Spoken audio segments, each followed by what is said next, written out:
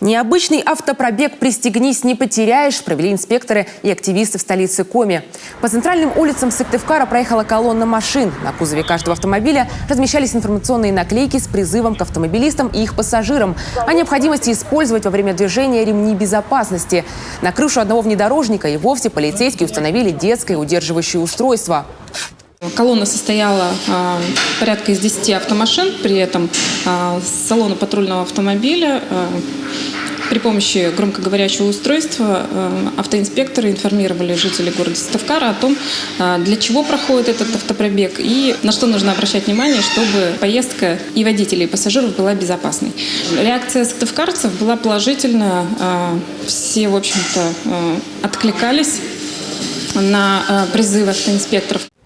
Во время движения многие автолюбители встречали активистов приветственным сигналом. Некоторые горожане даже присоединились к автопробегу. Мероприятие закончилось на Театральной площади, где участники акции раздали информационные буклеты с призывом соблюдать правила дорожного движения.